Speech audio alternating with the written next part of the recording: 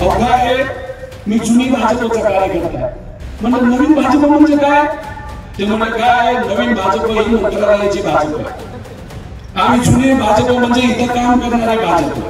फक्त ऑफिस मध्ये काम केलं. देवेंद्र साहेबांचे पीए होते म्हणून त्यांना इथं संधी दिली. त्यामुळे इथं जर तुम्ही बघितलं निष्ठेची सुद्धा लढाई आहे. निवडणूक जिंकण्यासाठी नाही, नीटसाठी आपण लढत आहोत.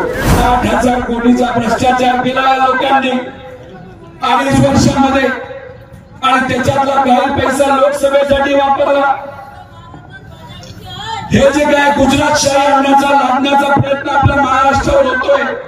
पैसे द्या, लोकांना विकत घ्या. अहो आम्ही मराठी माणसं आहोत, महाराष्ट्राची माणसं आहोत. आम्ही स्वाभिमानी आहोत आणि आमच्या स्वाभिमानाची किंमत कुणीही करू शकत नाही. या भाजपच्या गुजरातच्या नेत्यांना त्या ठिकाणी आपल्याला सांगावं लागेल. मग अशी सांगितलं उदाहरण देत असताना कुठला तो मार्ग? समृद्धी मार्ग. त्या समृद्धी मार्गामध्ये भाजपच्या नेत्यांनी आणि त्यांच्या मित्रपक्षांनी 10,000 कोटीचा मलिदा खाल्लाय आणि त्या 10,000 पैकी 2-3 हजार कोटी त्यावेळेस जेव्हा गुजरातचं इलेक्शन होतं तिथं असणाऱ्या भाजपच्या पक्षाला निवडून आणण्यासाठी या समृद्धीचा पैसा, या मार्गाचा पैसा तिथं वापरलेला आहे. आणि 60,000 कोटी तुमचे आपल्या सगळ्यांचे पैसे जो भ्रष्टाचार या राज्यामध्ये 2.5 वर्षामध्ये केला त्याचा पैसा आता जे कर्नाटकामध्ये भाजप काँग्रेसचं सरकार आहे ते काँग्रेसचं सरकार पाडण्यासाठी हे भाजपचे लोक तिथं पैसा वापरणार आहे. अहो एसटी आदिवासी समाजाचे लहान पोरं जे शाळेत जातात त्यांच्या दुधामध्ये यांनी भ्रष्टाचार केला. तुम्हाला दुधाला भाव किती देतात? 20, 25, 30 रुपये. अहो आदिवासी समाजाच्या मुलांना जे काही दूध जातं त्याच्यामध्ये आळ्या सुद्धा असतात. एक घड्याळ पक्ष आहे ज्याचे 12 वाजले. त्यांचा एक नेता पुण्यामध्ये पवार साहेबांना सोडून तो गेला. त्याच्या मित्राच्या कंपनीला या राज्य सरकारने कॉन्ट्रॅक्ट दिला. शेतकऱ्याकडनं दूध 25 रुपयाला घेतात आणि राज्य सरकारला कितीला विकतात? 147 रुपयाला. 120 रुपये पर लिटर फायदा त्या कंपनीचा तिथे झाला. आणि आमचे शेतकरी काय म्हणतात? आम्हाला 5 रुपये तरी द्या अनुदान. 5 रुपये तुम्हाला वेळेवर मिळतं का? अहो एससी समाजाची जी लहान मुलं शाळेत जातात, शिकावं, मोठं व्हावं, विश्वरत्न डॉक्टर बाबासाहेब आंबेडकरांनी सांगितलं शिकलं पाहिजे. त्या मुलांच्या जेवणामध्ये पौष्टिक आहारामध्ये भाजपच्या आणि मित्र पक्षाच्या एका नेत्याने 320 कोटीचा मलिदा खाल्ला. अँब्युलन्स त्याच्यामध्ये गरीबाच्या लोकांना हॉस्पिटलमध्ये घेऊन नेलं जातं. 6,000 कोटीचा मलिदा खाल्ला. असं हे सरकार आहे. आणि आमच्या शेतकऱ्याला जर कुठं मदत लागत असेल तर म्हणतात पैसा नाही. अहो सोयाबीन उत्पादक शेतकऱ्याने गेल्या वर्षी एका वर्षात 25,000 कोटी रुपयाचं नुकसान सहन केलंय आणि या वर्षी तुमचं नुकसान 35,000 कोटी रुपयाचं या महाराष्ट्रामध्ये होणार आहे. कपाशीच्या आमच्या शेतकऱ्याचं नुकसान 15,000 कोटीचं गेल्या वेळेस झालं. आता या महाराष्ट्रामध्ये असणाऱ्या कापूस उत्पादक शेतकऱ्याचं नुकसान हे 20,000 कोटी रुपयावर जाणार आहे. पण आमचं सरकार म्हणतंय आम्हाला कोणाचंच घेणं देणं नाही, आम्हाला फक्त आमची लाडकी पुढची पाहिजे आणि आम्हाला तिथं पैसा घ्यायचा. एवढंच त्या ठिकाणी चाललंय. ह्याचं उत्तर कुठंतरी आपल्याला मतदानाच्या माध्यमातून द्यायचं का नाही द्यायचं? मग कधी मतदान? 20 तारखेला. काय चिन्ह आपलं? तुतारी वाजवणारा माणूस. काय चिन्ह? मग आपल्या ताईंना आपल्याला किती हजार निवडून द्यायचं? किती? आणि फेकून त्यांचं डिपॉझिट तिथं आपलं जप्त करायचं नाही करायचं? नक्की ठरवलं आपलं. त्यामुळे हे जे काही सरकार आहे ते आपलं सरकार नाही, त्याचं उत्तर या इलेक्शन मध्ये आपल्या सर्वांना द्यायचंय. आणि मला तिथं सांगायचं 20 तारखेला मतदान, 23 तारखेला गुलाल. 180 आमदार आपले निवडून आले आहेत. सगळ्यांच्या खात्यावर माग करायला दिलेला असेल. 20 तारखेला मतदान, 23 तारखेला गुलाल, 26 तारखेला आमदारकीची शपथविधी, मुख्यमंत्रीची शपथविधी. त्यानंतर पहिल्या कॅबिनेट मध्ये या महाराष्ट्रातल्या शेतकऱ्यांसाठी 3 लाख रुपयाची कर्जमाफी प्रत्येकाला त्या ठिकाणी होणार. आमच्या लाडक्या बहिणी, तुमच्यासाठी आता 1500 रुपये मिळतात, तुम्हाला महिन्याला 3000 रुपये महाविकास आघाडी सरकार देणार. पण आमच्या लाडक्या बहिणींच्या मुलाला मुलीला हाताला काम देऊन त्यांना नोकऱ्या सुद्धा देणार आणि महिन्याला 15, 20, 25 हजाराचा पगार कसा मिळेल यासाठी सुद्धा आमचं सरकार तिथं प्रयत्न करणार आहे. शेवटी आपण सर्वजण कष्ट कशासाठी करतो? पुढच्या पिढीसाठी करतो. पण या महाशयांना असं वाटतं की मंत्रालयात बसून जो काही खबार आणि पैसा कमवलेला आहे देवेंद्र साहेबांच्या मार्गदर्शनाखाली, त्याचे काही रुपये इतर लोकांना टाकल्यानंतर, पैसे दिल्यानंतर इथं असलेल्या स्वाभिमानी जनतेला विकत घेता येईल असं भाजपच्या उमेदवाराला वाटतं. काय वाटतं तुम्हाला त्या बाबतीत? अहो, हे काय वेगळंच चाललंय. मला भाजपचा एक कार्यकर्ता भेटला, पण बिल्ला आपला लावला. मला म्हणाला की मी भाजपचा कार्यकर्ता. म्हणलं हिचं काय करतोय? अहो काय, मी जुनी भाजपचा कार्यकर्ता आहे. म्हणलं नवीन भाजप म्हणजे काय? ते म्हणलं काय, नवीन भाजप ही मंत्रालयाची भाजप आहे. आम्ही जुने भाजप म्हणजे इथं काम करणारे भाजप, लोकात राहणारे भाजप, आणि नवीन भाजप हे इम्पोर्टेड आहे. फक्त ऑफिस मध्ये काम केलं, देवेंद्र साहेबांचे पीए होते म्हणून त्यांना इथं संधी दिली.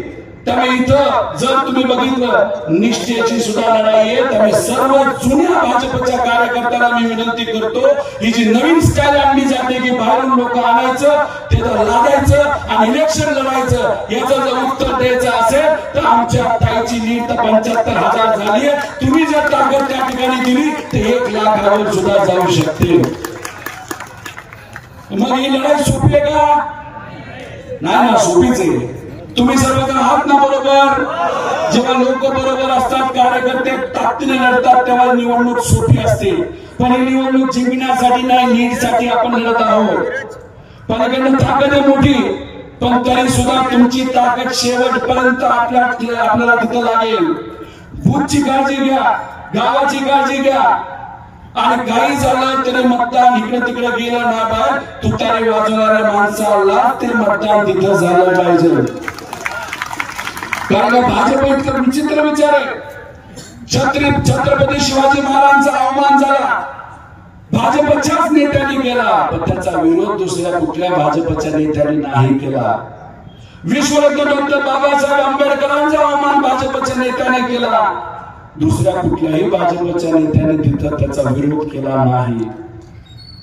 महात्मा फुले असतील, क्रांतीज्योती सावित्रीबाई फुले असतील, त्यांचा सुद्धा अपमान हा भाजपच्या एका नेत्याने केला, पण भाजपचा कुठलाच नेता तिथं पुढे आला नाही, कारण का त्यांना हे विचारच चालत नाही.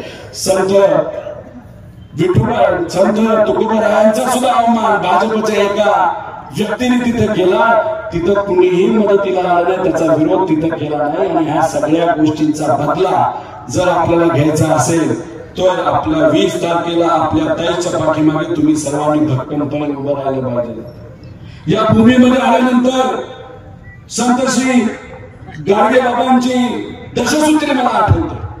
माहिती का तुम्हाला? माहिती का दशसूत्री? जीवनात कसं जगायचं, आपलं जीवन कसं असावं हे त्यांनी तिथं सांगितलं. जेव्हा महाविकास आघाडी सरकार या राज्यामध्ये आलं होतं तेव्हा उद्धव ठाकरे साहेबांनी पुढाकार घेतला आणि ही दशसूत्री मंत्रालयामध्ये स्वाभिमानाने, अभिमानाने, त्या ठिकाणी सन्मानाने लावली होती. पण जेव्हा गुवाहाटीच्या मार्गाने भाजपचं सरकार या महाराष्ट्रामध्ये आलं, ही संत श्री गाडगे बाबांची दशसूत्री त्यांनी काढून फेकून दिली. आणि म्हणून सांगतो, याचा सुद्धा बदला आपल्याला घ्यायचा असेल तर याच इलेक्शन मध्ये त्या ठिकाणी तुम्हा सर्वांना पुढाकार घ्यावा लागेल. आणि येत्या काळामध्ये मी तुम्हा सर्वांना सांगतो, या महाविकास आघाडी सरकारकडनं तुमचे जे जे कुठले अडचण त्या ठिकाणी असतील त्या सोडवले जातील. दुधाच्या बाबतीतली सुद्धा जर अडचण असेल तर येत्या काळामध्ये त्याच्यामध्ये 100% आपण लक्ष घालू.